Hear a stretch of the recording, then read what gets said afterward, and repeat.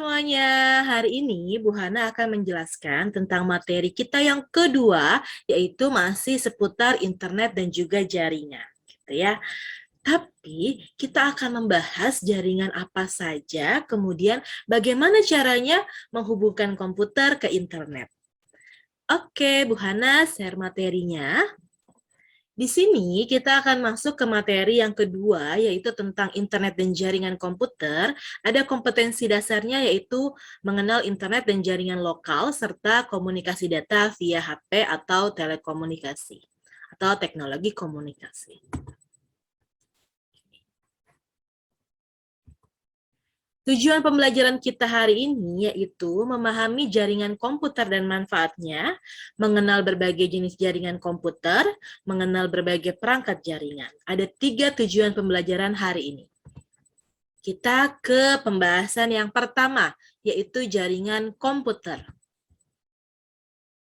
Di sini, kumpulan komputer-komputer yang terhubung jadi satu atau terhubung satu dengan lainnya disebut dengan jaringan komputer. Nah, terdapat 2 jenis fungsi komputer dalam jaringan komputer, yaitu komputer sebagai server dan juga komputer sebagai klien.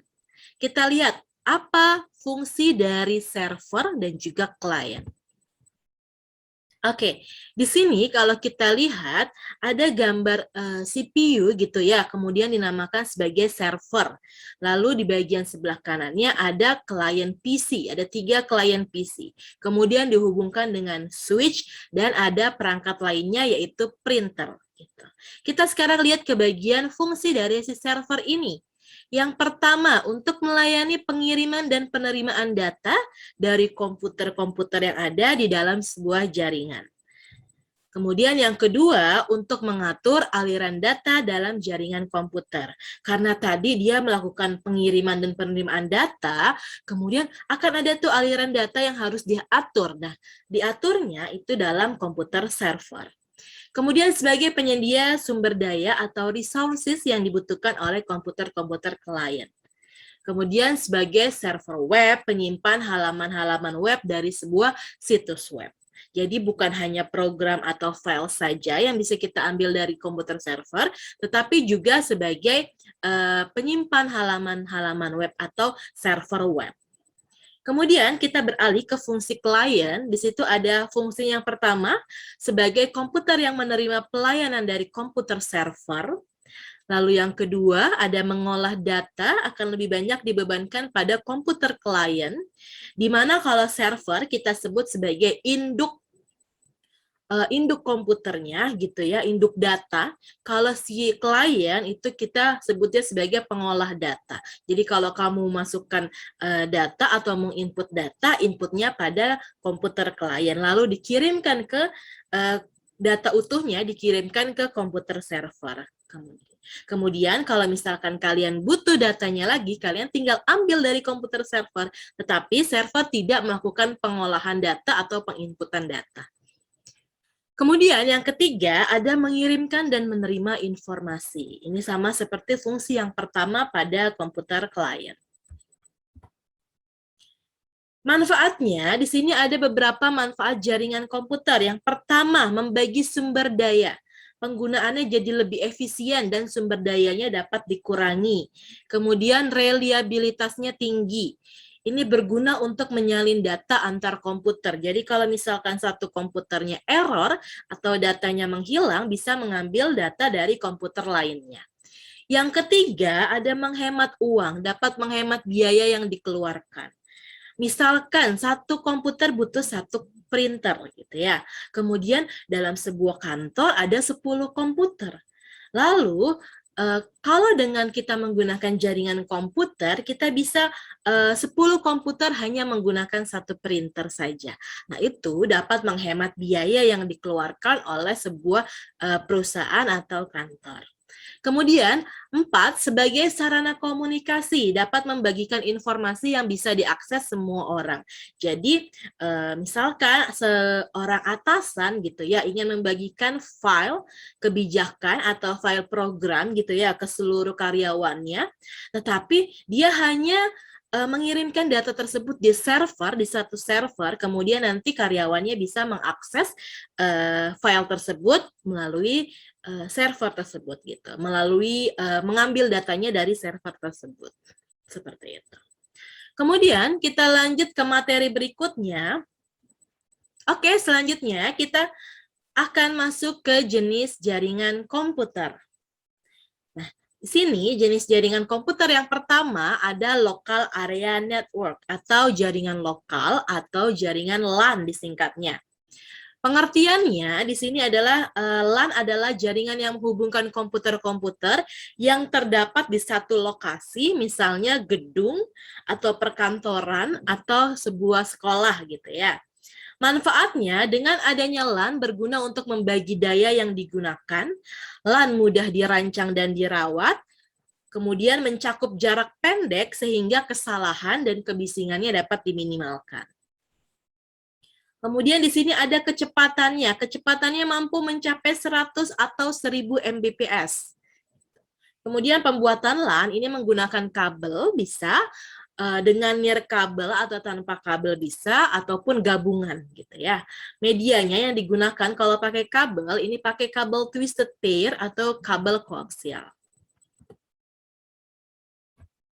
Oke, kita ke jenis jaringan yang kedua, yaitu Metropolitan Area Network atau MAN gitu ya. MAN adalah jaringan LAN yang dalam versi lebih besar, tetapi areanya lebih kecil dari si WAN. Nah, ini menghubungkan dua atau lebih komputer yang terpisah tetapi berada di kota yang sama atau berbeda. Ini mencakup area geografis yang luas dan dapat berfungsi sebagai ISP atau penyedia layanan internet, Internet Service Provider. Perangkat MAN digunakan untuk transmisi data biasanya melalui modem ataupun kawat dan juga kabel.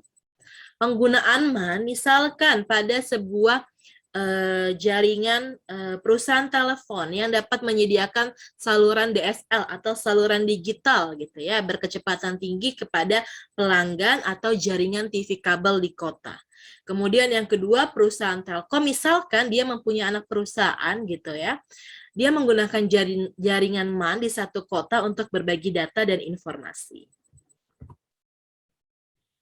Lalu jenis jaringan kita yang ketiga ada Wide Area Network atau WAN. WAN ini jaringan komputer yang areanya atau cakupannya sangat luas dari segi geografis, yaitu mencakup satu negara atau satu benua. Kemudian perangkat yang digunakan untuk transmisi data melalui WAN, dia bisa pakai kabel optik, gelombang mikro, ataupun juga satelit. Nah, WAN biasanya digunakan oleh negara-negara maju untuk menghubungkan basis data dari satu daerah ke daerah lain. Nah, biasanya digunakan oleh instansi pemerintahan atau lembaga-lembaga yang ada. Kalau di Indonesia, kita punya jaringan Palaparlink untuk menghubungkan Indonesia bagian timur sampai bagian barat dalam suatu jaringan. Kita ke jaringan yang keempat, yaitu ada interconnected networking atau internet gitu ya. Internet adalah jaringan yang sangat besar mencakup seluruh dunia. Nah, ini yang sering kita gunakan ya. Internet merupakan kumpulan dari LAN, MAN, dan juga WAN yang ada di seluruh dunia. Untuk menghubungkan jaringan internet di seluruh dunia, maka dibangun jaringan kabel serat optik yang menghubungkan antar benua. Nah, si kabel serat optik ini ternyata dibangunnya melalui dasar laut. Oke, karena itu kita akan menyaksikan bagaimana sih sebenarnya kabel itu yang ada di bawah laut bisa menjadi penghubung internet di seluruh dunia. Kita simak video berikut ini.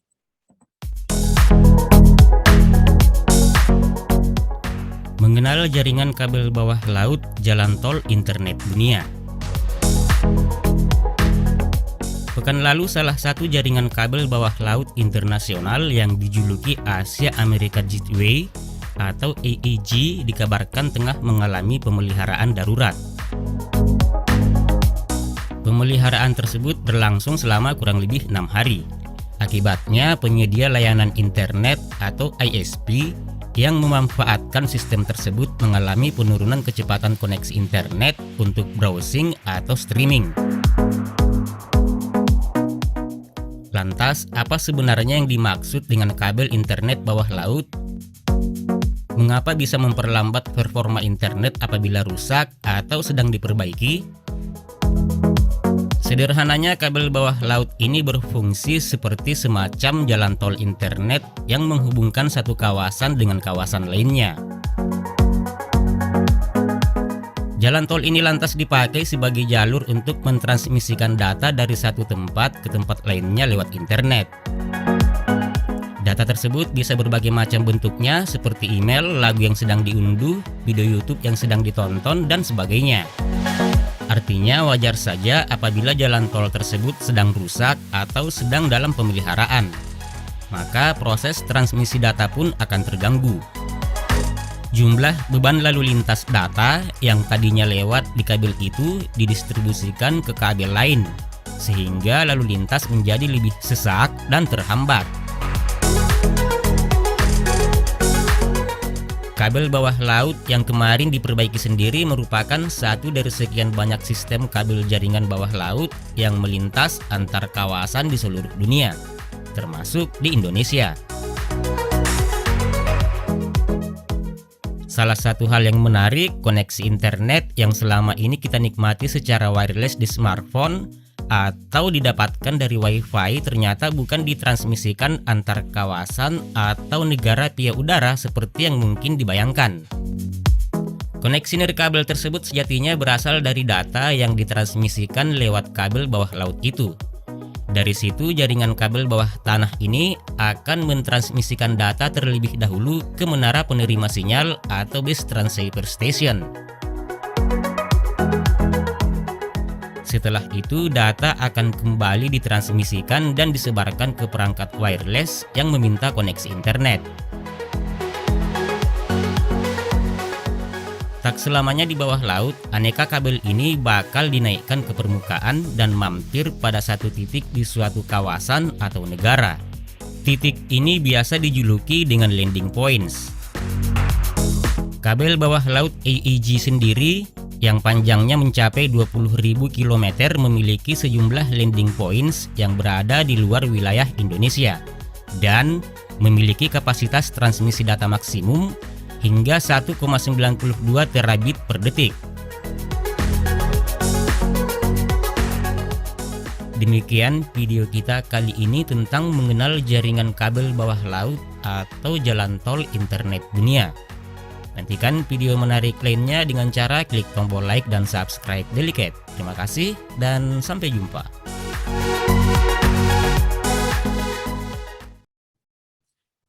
Oke, jadi sekarang kalian udah tahu ya kalau misalkan internet yang kita gunakan ternyata cara menghubungkannya yaitu dengan kabel yang ada di bawah laut. Kalau selama ini kita mikirnya dia adanya di udara gitu ya internetnya ya. Tetapi ternyata para perusahaan dan juga ahli-ahli dia membuat sambungan internetnya melalui area bawah laut gitu. Oke, kita ke jenis jaringan kita yang kelima, yaitu internal network atau intranet. Nah, ini hampir mirip nih namanya dengan internet gitu ya. Tetapi kalau intranet, dia adalah jaringan komputer pribadi yang menggunakan teknologi yang sama dengan internet. Bedanya, kalau ini adalah jaringan pribadi milik organisasi tertentu yang hanya dapat diakses oleh organisasi tersebut dan tidak dibuka untuk umum. Gitu. Kalau internet berarti secara luas, kalau intranet dia jaringan pribadi. Oke, sampai di jaringan kita akan lanjut ke menghubungkan komputer ke internet. Ini pembahasan kita yang kedua. Di sini kita akan bahas hal-hal terkait yaitu ada kecepatan akses, ada internet service provider, ada menggunakan jaringan komputer atau LAN, menggunakan ponsel dan juga menggunakan satelit. Kita ke pembahasan yang pertama, yaitu kecepatan akses internet. Di sini, kecepatan akses internet biasa kita kenal sebagai kecepatan transfer data, kecepatan koneksi, atau lebar bandwidth. Diukur dengan besar data yang dapat dilewatkan melalui jaringan dalam satuan waktu. Ini kalau misalkan kita biasa menggunakan internet gitu ya, kadang ada yang lama loadingnya, ada yang cepat uploadnya, atau ada yang cepat downloadnya. Nah, ini dipengaruhi oleh si kecepatan akses internet ini. Nah, besar data yang dilewatkan melalui jaringan diukur dalam satuan bit. Bit ini berasal dari kata binary digit. Bit merupakan satuan terkecil dalam ukuran untuk besar data, gitu ya. Kemudian di sini kita lihat ada satuan ukuran. Kalau yang warna biru ini adalah istilah dalam besaran data, ada terabyte, ada gigabyte, ada megabyte, ada kilobyte, gitu ya. Kalian pernah lihat istilah seperti ini di mana? Oke, misalkan di flash disk gitu ya, atau di hard disk. Kemudian ada di program atau file besarnya berapa, ada di video juga, ada di foto juga. Istilahnya ini adalah istilah dalam besaran data. Kemudian ada yang kuning warnanya, ini adalah istilah dalam kecepatan transfer data. Ada gigabit per second, ada megabit per second, ada kilobit per second. Jadi beda ya, kalau yang atas dia pakainya byte, kalau yang bawah dia pakai bit. Dan juga ada per second-nya. Berarti ini istilah dalam sebuah kecepatan transfer data. Nah, hubungan ukurannya ada 1 byte sama dengan 8 bit. Lalu kemudian 1 kilobyte sama dengan 1024 byte. Lalu sampai di pada 1 petabyte sama dengan 1024 terabyte. Oke, kita punya sekarang studi kasus tentang kecepatan akses internet. Di sini ada rumusnya untuk menghitung kecepatan akses internet. Yang pertama kalau kita cari kecepatan, berarti kecepatan sama dengan jumlah file dibagi waktu. Kalau kita cari jumlah file yang bisa kita download berapa, jumlah file sama dengan kecepatan dikali waktu. Kalau kita mau lihat waktunya berapa sih kalau kita butuh, kalau kita mau download atau mau upload gitu ya. Di sini ada waktu sama dengan jumlah file dibagi kecepatan. Kalau kita lihat di bagian sebelah kanan, kita punya studi kasus. Misalkan kita mempunyai kecepatan akses internet 7,2 Mbps dan ingin mendownload video dengan ukuran 1,5 GB. Dengan asumsi kecepatannya stabil. Waktu yang dibutuhkan adalah, pertama, cara penyelesaiannya, kita ubah dulu 1,5 GB menjadi megabyte. Karena tadi kita punya kecepatan aksesnya adalah 7,2 Mbps. Kita ubah gitu ya, 1,5 GB sama dengan 1,5 dikali 1024 MB. Karena tadi 1 GB-nya sama dengan 1024. Kalau 1,5 berarti 1,5 dikalikan saja sama 1024. Maka ketemu 1536 MB. Lalu yang kedua, ubah 7,2 megabit per second menjadi megabyte per second. Di sini ada 7,2 Mbps sama dengan 7,2 dibagi 8. Tadi 1 byte-nya sama dengan 8 bit gitu ya. Kita ubah bit-nya menjadi byte gitu ya. 7,2 per 8 sama dengan 0,9 megabyte per second. Lalu di sini kita udah ketemu nih jumlah filenya. Kemudian kita udah ketemu juga kecepatannya 0,9 megabyte per second. Lalu kita mau cari waktunya. Waktu sama dengan jumlah file dibagi kecepatan. Tadi jumlah filenya 1536, kemudian dibagi 0,9 megabyte per second gitu ya. Ketemunya adalah 1706,67 second. Ini dalam detik, kita ubah ke menit berarti dibagi 60 sama dengan 28,44 menit.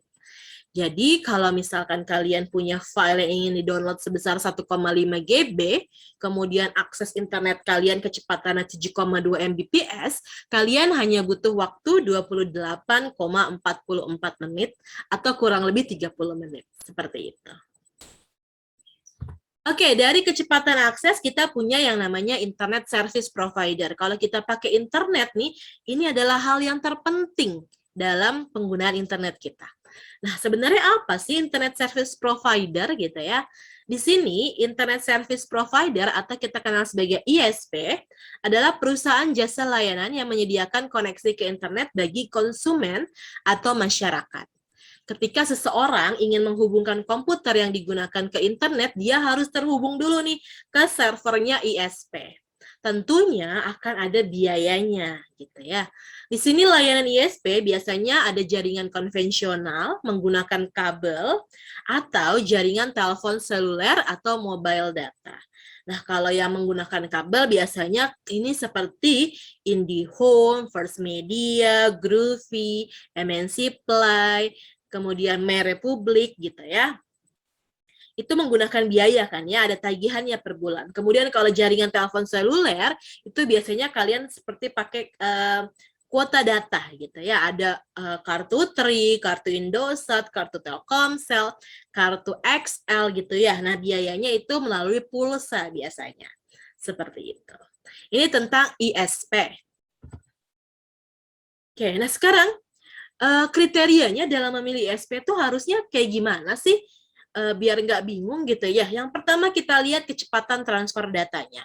Nah, kalian harus perhatikan nih kecepatan transfer data yang dapat diberikan oleh sebuah ISP. Karena semakin tinggi kecepatan transfer datanya, maka kecepatan akses internetnya akan semakin cepat, baik itu proses download maupun proses upload. Kemudian yang kedua adalah biaya. Di sini biasanya ISP menawarkan harga per paket gitu ya. Misalkan IndiHome punya paketan TV kabel dan juga internet gitu ya. Kalau misalkan di rumah kamu nggak ada yang suka nonton TV gitu ya atau sibuk hanya perlu jaringan internet saja, berarti kamu pilih paket yang internetnya saja. Tetapi kalau misalkan di rumah ada mamah nih yang suka nonton sinetron gitu ya, berarti boleh sekalian dipilihkan paket dengan TV kabel dan juga internetnya. Jadi kamu menyesuaikan saja dengan kebutuhan yang ada di rumah. Seperti itu. Lalu ada luas jangkauan, tidak semua daerah terjangkau dengan layanan ISP. Makanya kalau kita mau menggunakan IndiHome ataupun First Media gitu ya, kita akan ditanyakan dulu tuh, kamu lokasinya ada di mana? Karena akan dilihat terjangkau atau tidak dengan mereka lokasi rumah kamu dengan jaringannya yang mereka punya. Kemudian 4, teknologi yang digunakan. Di sini ada kekurangan dan juga kelebihannya masing-masing gitu ya. Kalau misalkan si ISP ini dia menggunakan jaringannya, menggunakan teknologinya itu dengan kabel serat optik. Kalau misalkan paket data atau layanan data dari kartu seluler itu menggunakan teknologinya 3G, ada 4G, ada 5G. Oke, kita kemudian lanjut ke menggunakan jaringan LAN. Nah, di sini kalau misalkan tadi kita sudah membahas jaringan LAN itu yang ada di sekolah gitu ya, ataupun di satu gedung, satu tempat saja. Nah, di sini ternyata LAN juga bisa dibuat sebagai untuk menghubungkan komputer ke internet, tetapi memang hanya terbatas di satu perusahaan, satu laboratorium, ataupun satu sekolah. Dia hanya bisa di satu gedung saja. Kemudian menggunakan jaringan kabel, nirkabel, dan juga gabungan. Biasanya kalau nirkabel itu yang sering kita gunakan itu seperti WiFi gitu ya. Kemudian kelemahannya, kalau kita menggunakan ini, semakin jauh posisi perangkat ke titik akses, maka sinyalnya akan semakin buruk dan mempengaruhi kecepatan aksesnya. Yang kedua, ada masalah keamanan data atau rawan terhadap penyadapan.